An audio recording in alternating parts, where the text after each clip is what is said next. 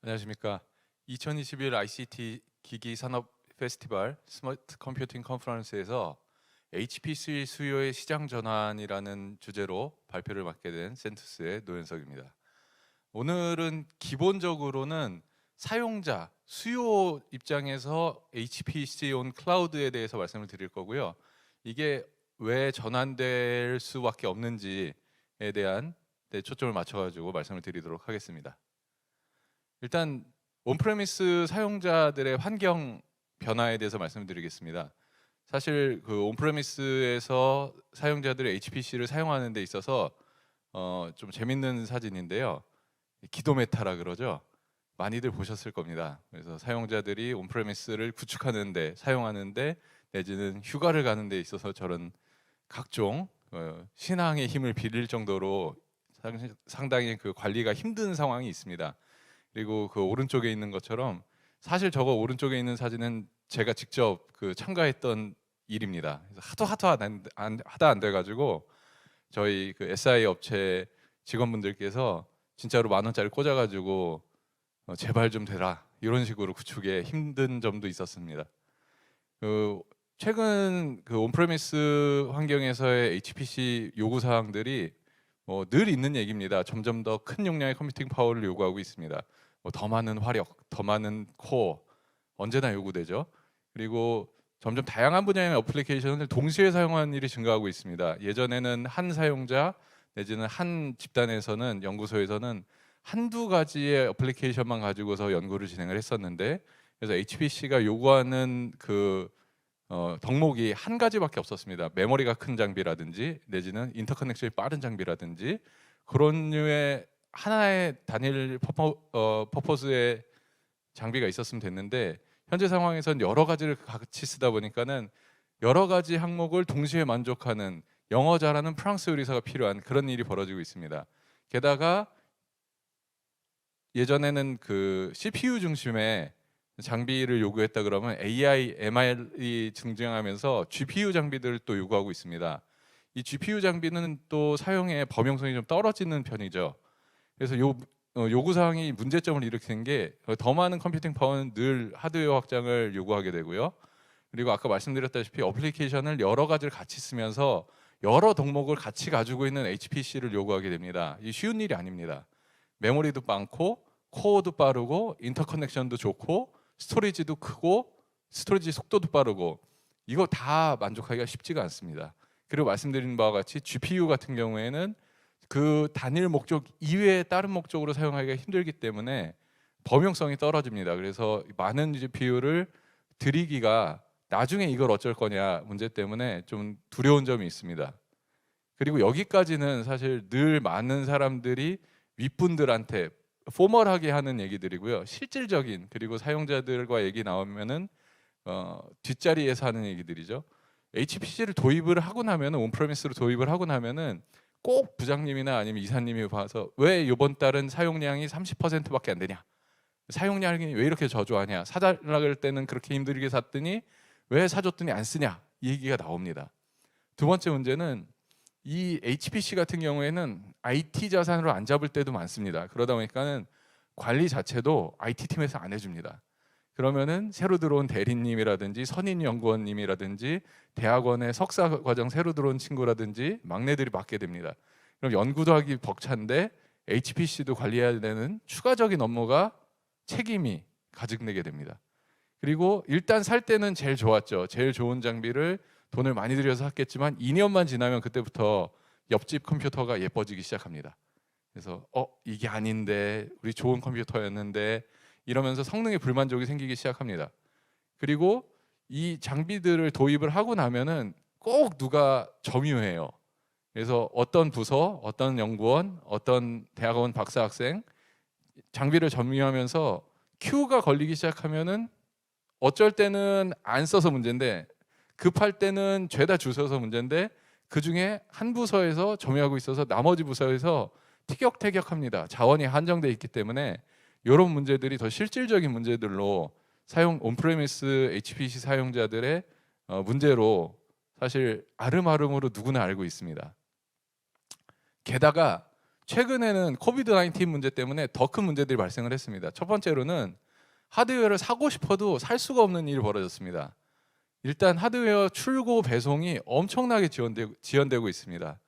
하드웨어를 주문했을 때 실제로 있었던 일입니다. 보통은 워크스테이션 같은 경우에는 우리가 발주를 하고 나면 계약하고 약 한 달 정도 딜리버리를 잡았었는데 지금 3개월도 잡고 5개월도 잡습니다. 그리고 GPU 장비라 그러면 더 합니다. 물건이 없는 문제로, 배송 문제가 아니라 물건이 없는 문제로 들어오면 알려드릴게요 라는 얘기까지 나오고 있습니다. 그리고 재택근무를 많이 하다 보니까는 온프레미스 HPC들은 다 회사 안에 방화벽 안에 내지는 인터넷조차 끊기고 방 안에 고립되어 있는 일이 많습니다. 그런 상황에서 쓸라 보면은 집에 있고 컴퓨터는 회사에 있고 일이 안 되죠, 전혀. 요 문제들이 많이 대두된 상황입니다. 그리고 어떻게 한 명이 출근을 하더라도 작업을 하고 나면은 이 작업 결과를 다른 사람과 공유를 해야 되는데 순환 출근이 되면서 재택근무하면서 그래도 써야 되니까 순환 출근이 되면서 팀원 중에 A는 월수금, B는 화목토 만날 수가 없습니다. 이런 부분들이 실제로 모 연구소에서 크게 답답해했던 최근의 일입니다. 그리고 아무래도 재정이 좀 악화되다 보니까는 신규 투자가 좀 축소가 되고 있습니다. 그래서 단발성으로 몇 천만 원, 몇 억을 한 번에 들이기에는 많이 힘든 점이 생겼습니다.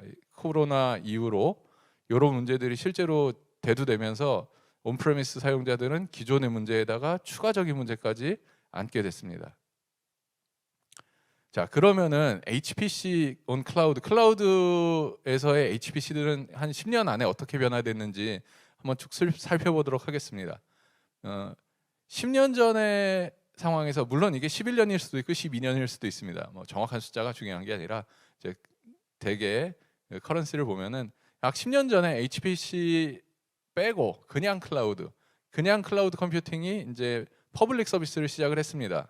퍼블릭 클라우드를 시작할 때는 HPC에 대해서는 머릿속이 없었고요. 뭐 웹 서버, 메일 서버, 스토리지 백업 아니면 39,900원짜리 ERP 이런 애들을 중심으로 작업이 셀링이 시작이 됐고요. 이 얘기는 뭐냐면은 그때 클라우드 컴퓨팅이라는 거는 큰 컴퓨터를 썰어서 여러 명이 나눠 쓸 수 있다.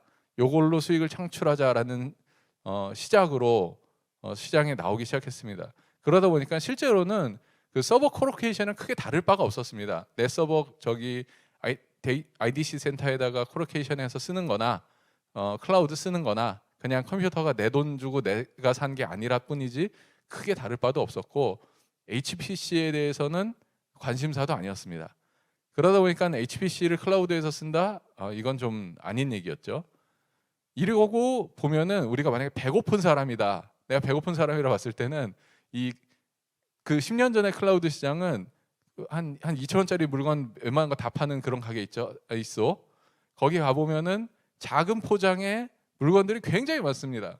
샴푸도 작은 거, 비누도 작은 거, 화장품도 작은 거 되게 많습니다. 근데 문제가 뭐냐면 난 배가 고파서 갔는데 음식은 없습니다. 그래서 HPC 사용자는 클라우드에 이런 상황에선 쓰기가 힘들겠다라는 상황이었고요.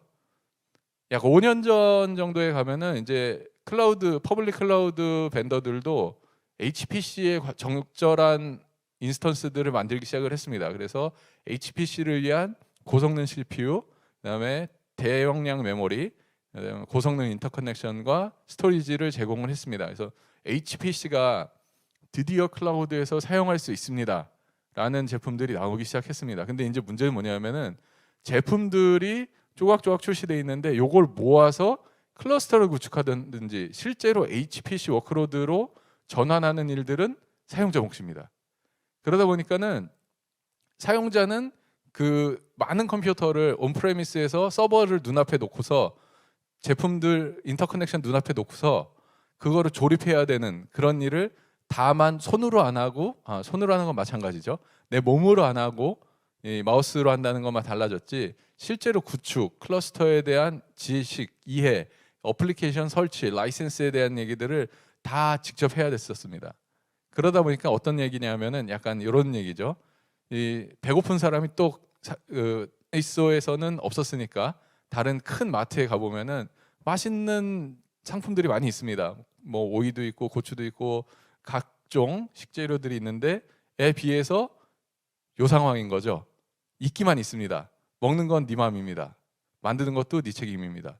내가 웬만히 백성생이 되지 않으면은 제대로 된 음식을 먹기는 힘든 그런 상황이었습니다.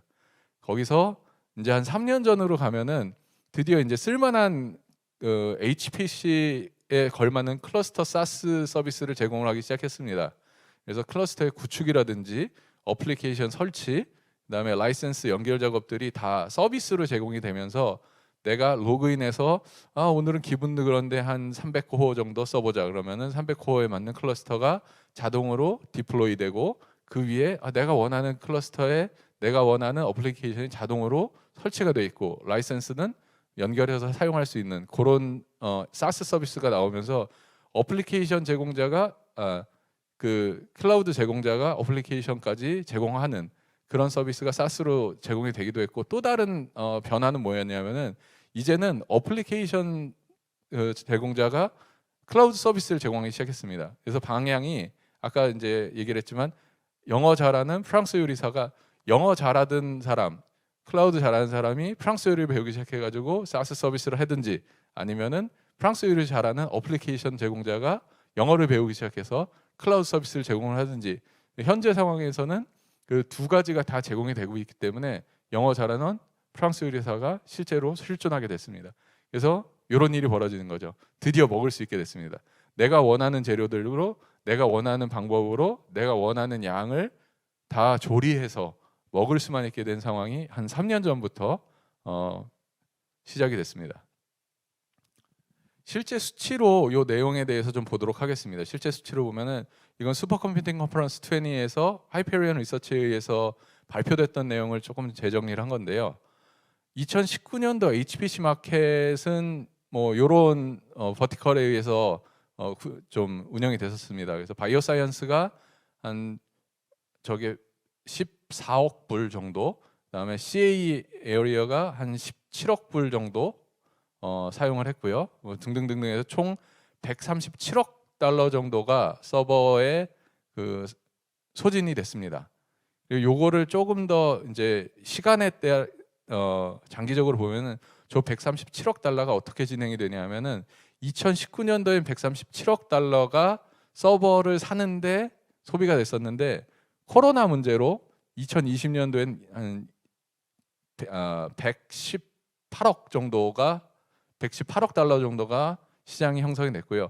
시장이 잠깐 주춤했었습니다. 그리고 2021년도는 예상이죠. 이게 슈퍼컴퓨팅 컨퍼런스 20에 나왔던 거니까 예상치로 이제 조금씩 회복을 하면서 2024년에는 약 190억 달러 정도가 시장이 형성될 걸로. 요거는 서버만입니다. 스토리지와 나머지를 빼고요.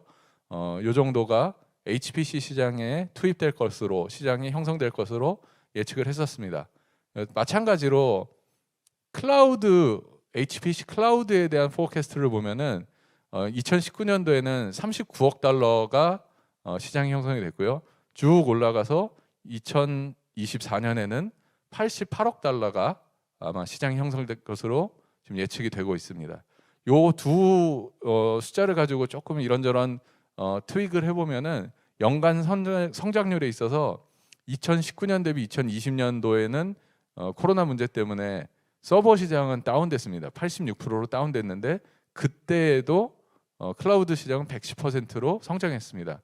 그 이후로는 이제 계속해서 100%가 넘는 회복세를 보이고 있는데 모든 온프레미스 서버나 아니면 클라우드 HPC나 모두 성장을 하고 있는데 성장률에 있어서도 클라우드 HPC가 좀 더 빠른 가파른 성장세를 보이는 것으로 알 수가 있습니다. 그래서 두 시장을 조금 더 비교해 보면은 2019년도에는 130억 달러하고 39억 달러 클라우드와 온프레미스 서버가 저런 비율을 보이고 있었고요. 2024년에는 190억 달러와 80억 달러의 비율을 보이고 있습니다. 이 비율을 조금 더 보면은 온프레미스가 서버 대비해서 서버와의 비율은 2024년에 서버 대비 46%, 전체 서버 시장의 온프레미스와 HPC 클라우드 비율로 보면은 32%까지 HPC 클라우드가 HPC 온프레미스를 점유할 거다라고, 전체 서버 시장의 32%는 클라우드로 점유될 거다라고 예측을 하고 있습니다. 이건 아까도 말씀드리는 것처럼 그 사용자들이 온프레미스 서버를 사용하면서 힘들었던 점들을 클라우드 HPC들이 극복해 주면서 이제 아마도 이렇게 되는 게 무리는 없을 거다라는 예측이었습니다. 근데 이 예측에 더불어서 하이페리온에서는 추가적인 예측을 했는데요. 지금 슬라이드에 주황색 선이 지금 조금 아까까지 2024년에 서버 온프레미스 대비 HPC 클라우드가 약 40%를 먹을 거다라는 그거 말고 그 위에 파란색 선이 있습니다. 이 파란색 선은 뭐냐면은 어떤 일이 벌어진다면은 그때는 더 클 수도 있는데, 그래서 가상적인 그 성장 곡선이 되겠습니다. 가상적인 그 시나리오가 뭐뭐 있냐면은 만약에 추가적인 작업을 할 일이 더 크게 일어난다. 이럴 때는 온프레미스보다 HPC 클라우드가 더 빨리 성장할 거다. 그리고 HPC가 좀 더 쓰기 좋아지고 좀 더 편해지면은 그러면 또 빨리 성장할 거다. 그리고 왠지 모르게 가격이 떨어진다면 더 빨리 성장할 거다. 그리고 또 한 가지는 만약에 AI나 ML 같은 그 GPU 워크로드가 늘어나면 더 빨리 성장할 거다. 그럼 과연 이런 일이 벌어질런지에 대해서 조금 더 오늘 내일의 HPC 클라우드에 대해서 보겠습니다. 이건 장기적인 전략이 아니고 뭐 역사적인 얘기가 아니고 정말 오늘 내일의 얘기입니다. HPC 클라우드의 호재가 여러 가지가 있습니다. 오늘 내일에 봤을 때 첫 번째로는 GPU 가격의 급상승입니다. GPU가 품귀 현상을 보이고 있고, 아까 말씀드린 것처럼 안 그래도 다른 하드웨어도 딜리버리가 굉장히 늦어지면서 있는 제품에 대한 가격이 많이 올라갔습니다. 근데 GPU 같은 경우에는 딜리버리 문제가 아니라 아예 생산에 대한 수요가 너무 폭발적으로 증가해가지고 지금 보시는 거는 우리나라에서 그 인터넷 다나와란 사이트인데 사이트에 들어가서 유명한 우리 GPU 카드들 보면은 테슬라 시리즈들이죠. V100하고 A100을 보면은 지금 가격이 1,800만 원, 1,300만 원 카드 한 장에만 들었습니다. 그리고 하드웨어를 아시는 분들은 아시겠지만 저 하드웨어들은 팬이 없습니다. 그래가지고 그 샤시가 완전 달라야 돼요. 그래서 저것도 하나만 사기 위해서 그 샤시도 사야지. 그리고 저 카드만 해도 1,800만 원이지. 그렇기 때문에 가격을, 그리고 쓸 수 있는 거는 AI고 ML밖에 없어요. 저거를 가지고서 나중에 사실 HPC 온프레미스 장비들의 퇴역이 일어나면은 그 장비들을 조각조각 뽀개서 조각조각 나눠서 그 무슨 메일 서버로 쓴다든지 이런 식으로 전환을 많이 합니다. 이게 5년이 지나더라도 다른 워크로드로 쓰기에는 충분히 좋기 때문에 다른 형태로 전환을 하긴 하는데, 요 AI에 썼던 ML에 썼던 그 GPU 장비는 다른 데 쓸 데가 별로 없어요. 그래가지고 사놓고 나면은 그걸로 끝입니다. 근데 저렇게 비싸고 게다가 딜리버리는 엄청나게 오래 걸립니다. 그러느니 클라우드에 가면은 저 A100, A100나 V100나 굉장히 많습니다. 그냥 돈 내고 바로 쓰시면 돼요. 몇 달 안 기다리셔도 됩니다. 또 한 가지는 아까 말씀드렸다시피 그 HPC SaaS가 등장을 하면서 그전에는 사실 온프레미스하고 클라우드에 있는 HPC하고 구성 자체는 그 클러스터 전문가가 와가지고 구성을 해주지 않으면은 일반 사용자는 그냥 못할 일이었다고 볼 수도 있습니다.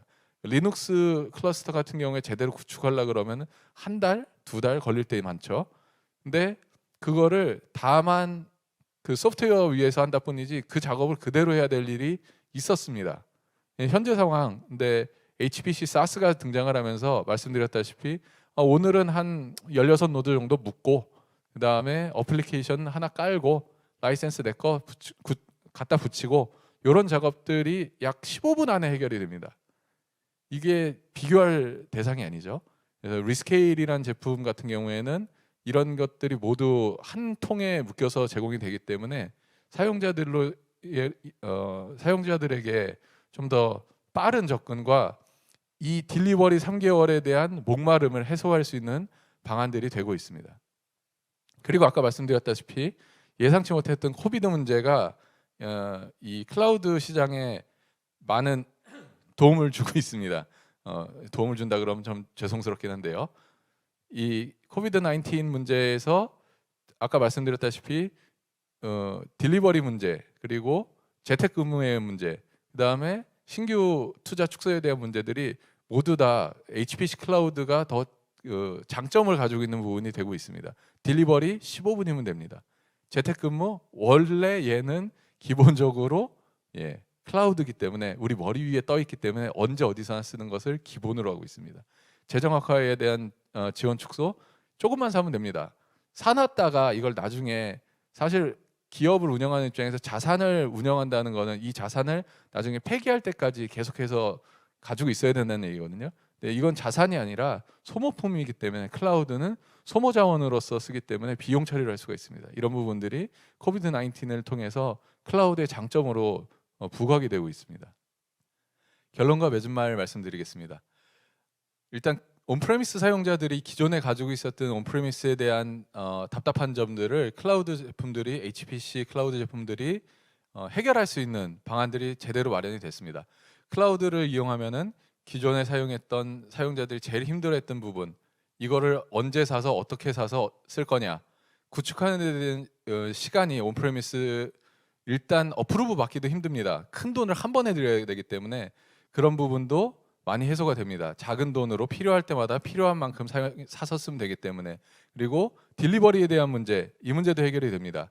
우리가 하드웨어 하나 사면은 들어오는데 몇 달, 구축하는데 몇 달, 실제로 사용하는데 한 반년은 넘게 걸립니다. 하지만 HPC 클라우드를 사용하게 되면은 이런 문제들이 한 번에 약 15분 안에, 20분 안에 해결될 수도 있습니다. 물론 부장님에게 사인 받는 거 시간은 빼고, 하지만 사인을 받았다 쳤을 때 우리가 처음 런을 하는 데까지 걸리는 시간은 획기적으로 줄어들 수 있습니다. 그리고 필요한 만큼만 사면 되기 때문에 만약에 돈이 좀 없다, 그래서 클러스터를 못 구축하고 워크스테이션 한 대를 사느니 우리가 클라우드를 써가지고 한 번에 한 100코어 일주일 내지는 이 프로젝트 끝날 때까지 후딱 돌리고 치우는 데는 적절한 방안을 제시를 할 수가 있습니다.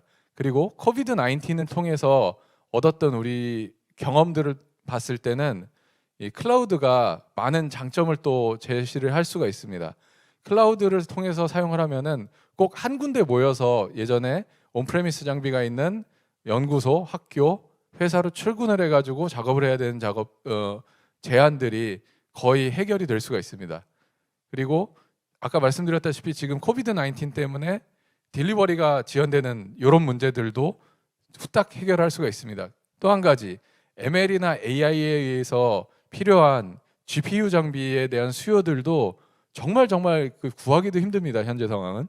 근데 이 수요들도 우리가 클라우드를 사용하면은 해소를 할 수가 있습니다. 이미 클라우드 업체들은 이쪽의 시장이 많이 열리는 것을 진작에 예측을 하고 굉장히 많은 GPU들을 클라우드에 띄워놓은 상황입니다. 여러분들께서 만약에 필요하시다면은 들어가서 사용하시면 되고, 이 장비를 나중에 어떻게 써야 되는지 고민을 안 하셔도 됩니다. 이게 비용으로서 털 수 있는 부분이 되기 때문에 여러분들께 그 사용자들이 큰 장점으로 부각이 될 것 같습니다. 그리고 하이페리온 보고서에 의해서 만약에 이런 일이 벌어지면 클라우드가 더 클 거다라고 얘기했던 것들이 많이 실제로 일어나고 있는 상황입니다. 더 큰 문제를 푸는 건 그냥 늘 일어나는 일이고요. 쓰기 쉬워졌냐? 그 다음에 디플로이가 쉬워졌냐? 말씀드린 것처럼 사스 형태의 제품들이 제공되면서 사용법이, 그리고 사용자들에게 편의성이 굉장히 높아졌습니다. 이런 일은 이미 벌어졌고요. 그리고 ML이나 AI는 요즘 TV 광고에도 죄다 AI 얘기들이 나오죠. 워낙 많이 사용이 되기 때문에 GPU 수요에 의해서 아마 클라우드 시장은 점점 더 커질 것으로 예상이 됩니다. 오늘 얘기의 그 포커스는 제공자 입장이라기보다는 수요자들이 왜 클라우드로 갈 수 있는, 그리고 클라우드로 가고 싶어 하는 일이 계속 벌어지고 있는지에 초점을 맞춰가지고 말씀을 드렸고요. 그 측면에서 봤을 때 클라우드 시장은 계속해서 성장을 할 거다라는 매짐으로 끝내도록 하겠습니다. 저는 센투스의 노현석 대표이사입니다. 저희 센투스는 CA 전문 업체입니다. 그래서 CA 어플리케이션을 판매도 하고 있고, 그 다음에 사용도 하고 있고, 그래서 보고서를 내드리기도 하고 있습니다. 피아노를 연주하시는 분들이 은퇴를 하시면은 피아노 조율을 하듯이 저희가 CA 업체이다 보니까 CA에 필요한 여러 가지 제반 인프라도 같이 제공을 하고 있습니다.